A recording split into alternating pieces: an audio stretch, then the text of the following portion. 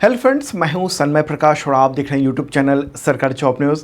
और इस current affairs video में हम लोग बात करेंगे G20 शिखर सम्मेलन। तो दुनिया की नज़र यहां पर है और भारत G20 को इस वक्त लीड कर रहा है।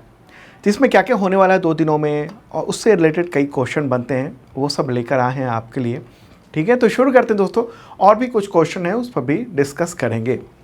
तो पहला क्वेश्चन, G20 का कौन सावां शिखर सम्मेलन 9 और 10 सितंबर 2023 को आयोजित हुआ है या आयोजित होने वाला है? आंसर का 18वां शिखर सम्मेलन 18th, तो 9 और 10 सितंबर को आयोजित हो रहा है ये।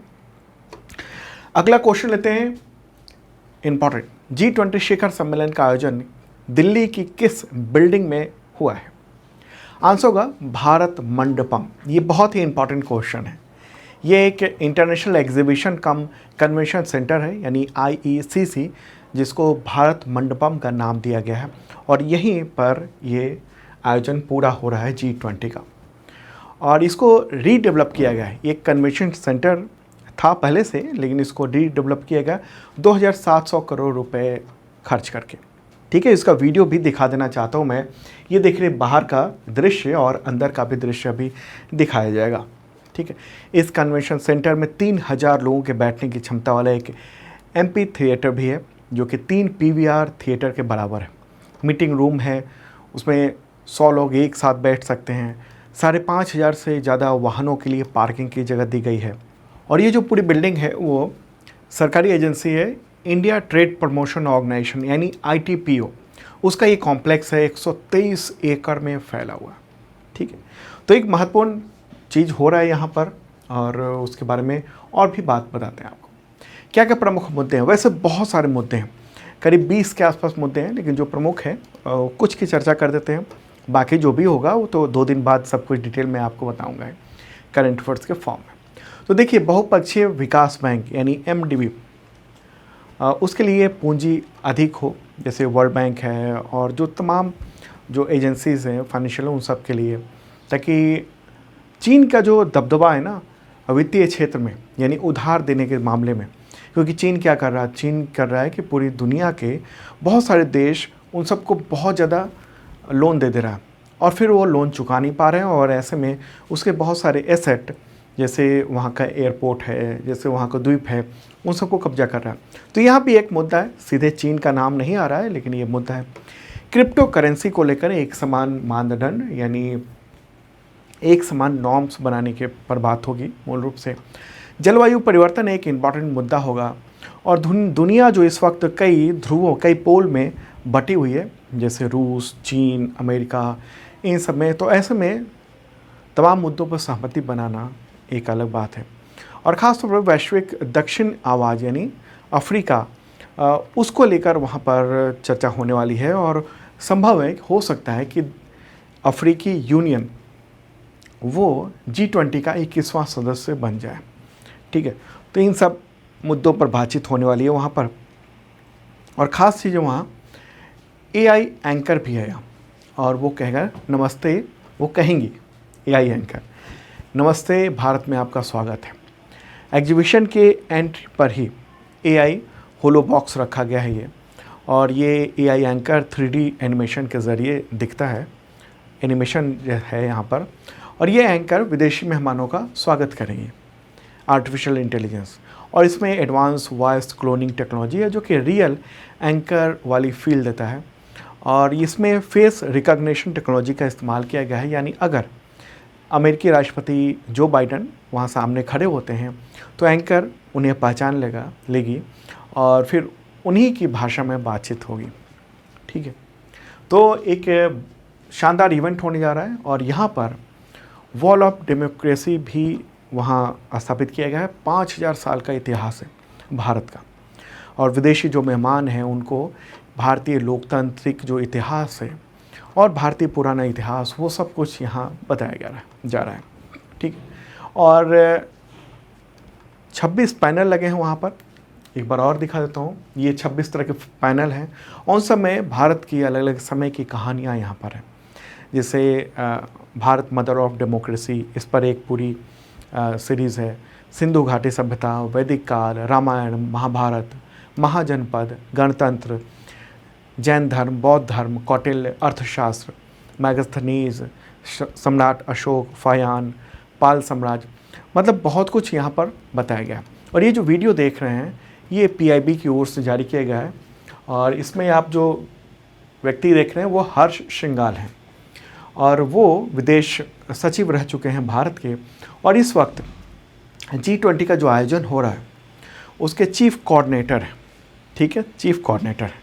तो वही बता रहे हैं, दिखा रहे हैं कि कैसे कैसी व्यवस्था पूरी की गई है वहाँ पर शानदार ढंग से। एक ही बिल्डिंग में पत्रकारों के लिए, राष्ट्राध्यक्षों के लिए, मतलब बहुत कुछ व्यवस्था वहाँ पर अवेलेबल है। मीटिंग के लिए है, अगर क्लोज मीटिंग करना चाहते हैं तो उसके लिए है, और किसी एक कमरे में बैठ कर सब कुछ देखना चाहते हैं वहाँ के तो वो भी व्यवस्था वहाँ पर, क्लोज चेम्बर, ये सब कुछ व्यवस्था की गई है। अलग अलग देशों के लिए अलग अलग पूरा चेम्बर लगा हुआ है।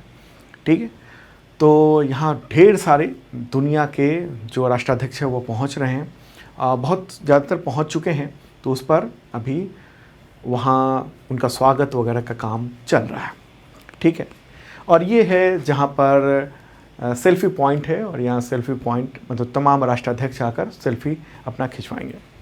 चलिए अब आगे बढ़ते हैं दोस्तों, अगला क्वेश्चन लेते हैं और वो महत्वपूर्ण क्वेश्चन है। 18वें G20 के शेरपा का नाम बताएं, कौन है? आंसू का अमिताभ कांत। ठीक है, अमिताभ कांत। शेरपा एक तरह से पूरे आयोजन के लिए वो ज़िम्मेदार होता है। तमाम जो दुनिया के एजेंसीज है, दुनिया के तमाम देश हैं, G20 के जो मेंबर कंट्री हैं, उन सब के साथ सामंजस्य स्थापित करना, बातचीत करना और पूरे आयोजन को सफल करना, ये मुख्य तौर पर इन्हीं की जिम्मेदारी है। ठीक है, इन्हीं के अंडर में चीफ कोऑर्डिनेटर जो हर्ष श्रृंगला, जो विदेश सचिव रह चुके हैं, वो अभी आप देख रहे थे। ठीक है, तो ये हैं अमिताभ कांत। ये सब जो क्वेश्चन है वो आ सकता है एग्जामिनेशन में, कई बार पूछा जा चुका है। आगे बढ़ते हैं, अगला क्वेश्चन लेते हैं, महत्वपूर्ण क्वेश्चन है। G20 नई दिल्ली शिखर सम्मेलन में किन क्षेत्रीय संगठनों को आमंत्रित किया गया है? यहाँ क्षेत्रीय संगठन की बात हो रही है। आंसर होगा अफ्रीकी संघ, AU, ODA, नेपडा। ठीक है, इसके अलावा आसियान, ISA यानी इंटरनेशनल सोलर अलायंस, CDRI और ADB, एशियन डेवलपमेंट बैंक। तो इन सब को आमंत्रित किया गया है, वो रीजनल ऑर्गेनाइजेशंस हैं। ठीक है, रीजनल ऑर्गेनाइजेशंस। न्यूज़ आप देख रहे हैं इंटरनेक्सस में, और उन सबको बुलाया गया है। इंटरनेशनल ग्रुपिंग है, रीजनल ऑर्गेनाइजेशंस हैं, ये सब। ठीक है, एक एक करके सबको देख लेते हैं। जैसे अफ्रीकी संघ, और वो हो सकता है कि आने वाले वक्त में, अभी 2 दिनों में 21वां सदस्य बन जाए, क्योंकि ये प्रस्ताव भी है अफ्रीकी संघ को लेकर कि G20 का उसको G20 में शामिल कर दिया जाए। हो सकता है आगे आने वाले वक्त में ये G21 कहलाएगा। ठीक है, तो अफ्रीकी जो संघ है, अफ्रीकी यूनियन, वो एक इंटर गवर्नमेंटल ऑर्गेनाइजेशन है। 55 सदस्य देश हैं इसमें, और अफ्रीका महाद्वीप के तमाम देश इसमें शामिल हैं। आधिकारिक तौर पर 2002 में लॉन्च किया गया था, वैसे काफ़ी पहले से इस पर चर्चा वगैरह चल रही थी, और अफ्रीका के लोगों के डेवलपमेंट के लिए, एकजुटता के लिए संगठन बनाया गया। ठीक है, दूसरा जो नाम है ODA नेपैड। ये संगठन जून 2018 में अस्तित्व में आया था। पूरा नाम इसका अफ्रीकन यूनियन डेवलपमेंट एजेंसी यानी ODA, और साथ में new partnership for African development यानी नेपड। तो ये नाम है। मुख्य उद्देश्य यही है कि अफ्रीका में प्राथमिकता वाले जो क्षेत्र हैं, वहाँ पर तमाम जो प्रोजेक्ट हैं उन सबको कोऑर्डिनेट करना, पूरा करवाना, ये सब है। मतलब ख़ास तौर पर ये सह संगठन है अफ्रीकी यूनियन का। ठीक है, अगला संगठन आसियान है। अभी हाल ही में इंडिया आसियान समिट भी हुआ है, जिसमें प्राइम मिनिस्टर नरेंद्र मोदी गए थे जकार्ता में। तो आसियान, इसकी स्थापना हुई थी 1967 में, और ये दक्षिण पूर्व एशिया में 10 जो देश हैं उन सब का एक राजनीतिक और आर्थिक ये संगठन है। इसके मेंबर में Myanmar, Thailand, Laos, Vietnam, Cambodia, Malaysia, Singapore, Brunei, Indonesia और फिलीपींस हैं। मुख्यालय जकार्ता में। अगला नाम आता है ISA, इंटरनेशनल सोलर अलायंस, जिसका मुख्यालय कहाँ पर है? गुरुग्राम, इंडिया में ही है। और ये सोलर अलायंस, ये इंटर गवर्नमेंटल ऑर्गेनाइजेशन कहेंगे इसे, 2016 में प्राइम मिनिस्टर नरेंद्र मोदी और तत्कालीन फ्रांसीसी प्रेसिडेंट फ्रांसवा होलांद द्वारा शुरू किया गया था, फ्रांसवा होलांद के द्वारा शुरू किया गया था। उद्देश्य ये कि सोलर एनर्जी को लेकर दुनिया भर में काम हो, ताकि हम एक एनर्जी जो हम सूरज से मिल रहा है और उसको बहुत सस्ते में इस्तेमाल कर सकें। और अभी वर्तमान में जो संगठन की वेबसाइट है उसके अनुसार 116 देश इसके मेंबर हैं। अगला संगठन है CDRI, और फुल फॉर्म क्या है इसका, क्या कहेंगे, कोalition फॉर डिजास्टर रेजिलेंस इंफ्रास्ट्रक्चर। इसकी स्थापना हुई थी वर्ष 2019 में। भारत के नेतृत्व में ही प्राइम मिनिस्टर नरेंद्र मोदी ने इसकी शुरुआत की थी। और ये जो है ना यूनाइटेड नेशंस का एक डिपार्टमेंट है, United Nations office for disaster risk reduction, उसके साथ मिलकर किया गया है CDRI। और लक्ष्य ये है कि जलवायु परिवर्तन जो हो रहा है और आपदा जोखिम जो है उसके प्रति बुनियादी यानी इंफ्रास्ट्रक्चर डेवलपमेंट ऐसा हो कि उन सबको झेल सकें। ठीक है, मुख्यालय न्यू दिल्ली में है, भारत में। अगला नाम है ADB यानी एशियन डेवलपमेंट बैंक। इसकी स्थापना हुई थी 1966 में और ये एशिया प्रशांत क्षेत्र में, एशिया पैसिफिक क्षेत्र में डेवलपिंग कंट्रीज़ को आर्थिक और सामाजिक प्रगति के लिए असिस्टेंस देता है। और इसके 68 मेंबर कंट्री हैं। मुख्यालय इसका मनीला में है, फिलीपींस में। ओके, और भारत का इसमें वोट शेयर 6.317% है। सबसे बड़ा शेयर धारक जापान, अमेरिका, ये सब हैं। ठीक है, तो ये सब महत्वपूर्ण जो अंतर्राष्ट्रीय जो रीजनल ऑर्गेनाइजेशंस हैं उन सबको इनवाइट किया गया था, ये सब हैं। ठीक है, और इंटरनेशनल ऑर्गेनाइजेशन यूनाइटेड नेशंस तो इसमें पार्टिसिपेट कर ही रहा है ऑलरेडी। वर्ल्ड बैंक है, IMF है, ये सब तो ऑलरेडी पार्टिसिपेट कर रहा है। वो सब G20 के साथ ही काम करते हैं। ठीक है, चलिए आगे बढ़ते हैं दोस्तों। अगला क्वेश्चन लेते हैं, वो भी महत्वपूर्ण क्वेश्चन है। भारत ने G20 शिखर सम्मेलन 2023 के लिए किन देशों को गेस्ट कंट्री यानी अतिथि देश का दर्जा दिया है?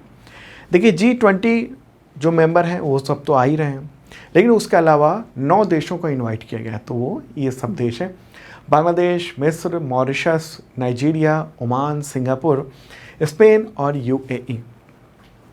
तो ये तमाम देश हैं जो फोटोग्राफ भी देख रहे हैं उनके राष्ट्राध्यक्षों का, तो ये सब भी पहुंच रहे हैं। ओके, पहुंच ही चुके हैं G20 के शिखर सम्मेलन के दौरान, और महत्वपूर्ण बात है ये सब। ठीक है, तो ये तमाम देश हैं, अतिथि देशों के तौर पर इनको इनवाइट किया गया। अच्छा, G20 के मेंबर कंट्री कौन कौन से हैं, एक बार इसको रिवाइज कर लेते हैं, देख लेते हैं, क्योंकि कई बार तो बता चुका मैं।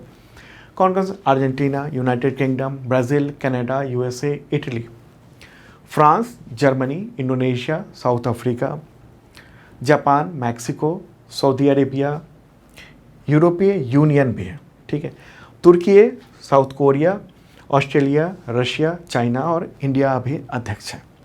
ठीक है, तो ये सब देश जो हैं वो मेंबर कंट्री हैं।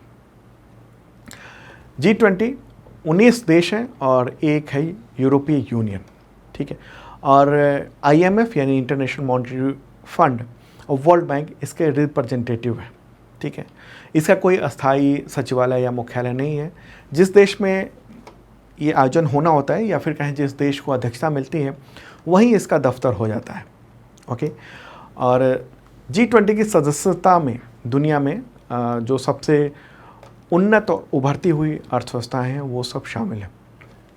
ये जब गठन किया गया था ना, उसका मुख्य उद्देश्य यही था कि वैश्विक आर्थिक स्थिति को मजबूत करना, किस तरीके से मजबूत किया जा सकता है, उन सब के लिए इसको स्थापित किया गया था। और भविष्य में जो भी वित्तीय संकट जो आने वाले हैं या हो रहे हैं उन सब को कैसे बचाया जाए, उन सब से अर्थव्यवस्था को कैसे बचाया जाए, ये मुख्य उद्देश्य था।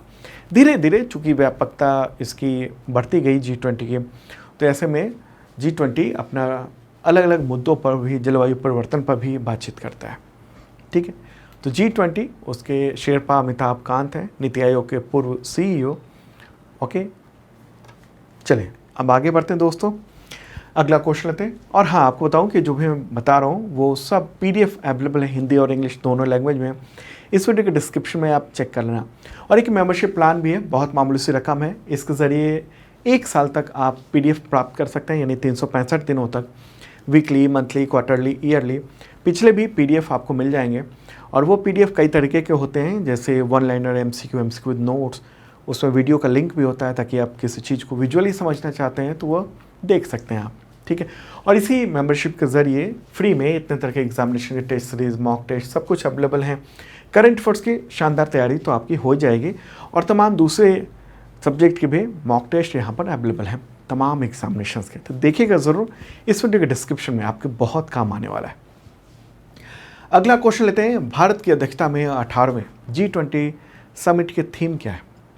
आंसर का इसका वसुधैव कुटुंबकम। मुझे लगता है आप सबको तो याद हो ही गया होगा, one earth, one family, one future, ठीक है। क्या कहेंगे? वसुधैव कुटुंबकम, one earth, one family, one future. हालांकि ये जो वसुधैव कुटुंबकम है, इस पर चीन ने आपत्ति जताई थी, ठीक है, लेकिन कोई देश उसके समर्थन में आया नहीं। ओके, आगे बढ़ते हैं। अगला क्वेश्चन, वर्ष 2024 में 19वां G20 शिखर सम्मेलन किस देश में आयोजित होगा? या कहें किस देश को अध्यक्षता मिलने वाली है अगली? आंसर होगा ब्राज़ील, ठीक है। ब्राज़ील में ये आयोजन होने वाला है। डेट अभी तय नहीं हुआ है, डेट बाद में तय होगा। ब्राज़ील के प्रेसिडेंट कौन है? लूला द सिल्वा, तो वही तय करेंगे आने वाले वक्त में।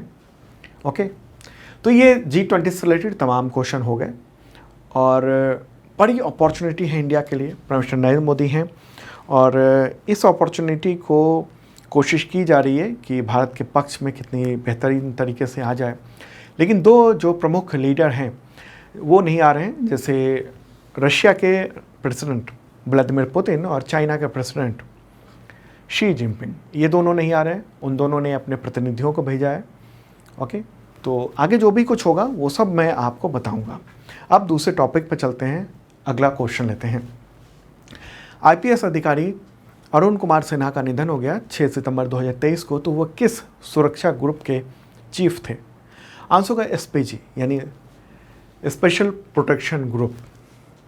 ये रहा फोटोग्राफ इनका। लीवर की समस्या थी, लीवर में कुछ बीमारी थी, उसकी वजह से SPG के डायरेक्टर अरुण कुमार सिन्हा का निधन हो गया 6 सितंबर को। 61 ईयर के थे और 1987 बैच के केरल कैडर के IPS अधिकारी थे और 2016 से अरुण कुमार सिन्हा SPG के डायरेक्टर का पद संभाल रहे थे। SPG का गठन कब हुआ था?